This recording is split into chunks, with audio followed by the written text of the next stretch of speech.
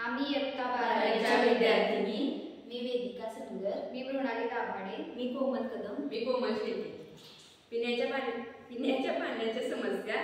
पिण्याच्या पाण्याच्या समस्येमुळे दूषित पाणी टंचाई तसेच पायाभूत सुविधांची कमतरता यांसारख्या समस्या निर्माण होतात, ज्यामुळे अनेक रोगविषयक धोके निर्माण होतात। या समस्यांमध्ये गढूळ आणि किडे असलेला पाणी पुरवठा, जंतूमुळे होणारा आजार आणि दीर्घकालीन रासायनिक दूषित घटक असे की आर्सेनिक यांचा समावेश आहे। यावर मात करण्यासाठी जल व्यवस्थापन सुधारणा, जल संवर्धन आणि जनजागृती करणे आवश्यक आहे।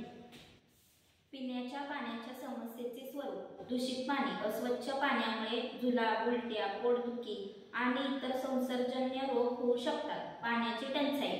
वाढती मागणी आणि हवामानातील बदलांमुळे ग्रामीण आणि शहरी भागात पाणी टंचाई जाणवते, ज्यामुळे जीवनाश्मक गरज पूर्ण करणे कठीण होते।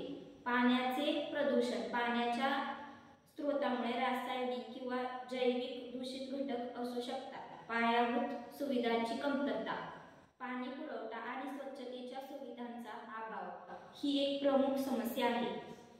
आरोग्यावर होणारे परिणाम। तात्काळ परिणाम। दूषित पाण्यामुळे जुलाब, उलट्या आणि पोटदुखी यांसारखे आजार होऊ शकतात। दीर्घकालीन परिणाम। आर्सेनिक सारख्या रसायनांचे सेवन केल्याने हृदय व रक्तवाहिन्यांसंबंधी प्रणाली, त्वचा आणि मज्जासंस्थेवर परिणाम होऊ शकतो आणि कर्करोगाचा धोका वाढतो। इतर आजार, जठरांत्रिय संसर्ग आणि इतर गंभीर आरोग्य समस्या उद्भवू शकतात। उपाययोजना। जल व्यवस्थापन, भूजल पुनर्भरण, जलवाहिन्यांचे अद्ययावतीकरण आणि पाण्याच्या वितरणासाठी संगणक प्रणाली वापरणे यांसारख्या उपायांमुळे पाणी पुरवठा सुधारता येतो। पाणी शुद्धीकरण। हायड्रोजन सल्फर ऑक्साईड सारख्या घटकांसाठी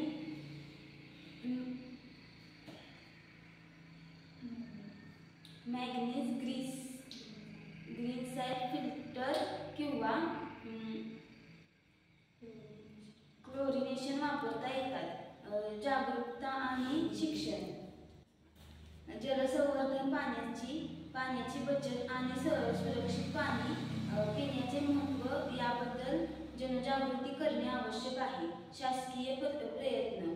जल जीवन मिशन यांसारख्या योजनांची योग्य अंमलबजावणी आणि ग्रामीण भागातील पायाभूत सुविधांमध्ये सुधारणा करणे। वैयक्तिक स्तरावर।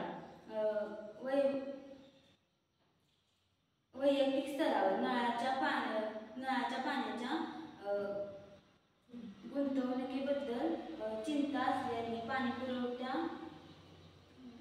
दाराशी किंवा योग्य विभागाशी संपर्क साधावा।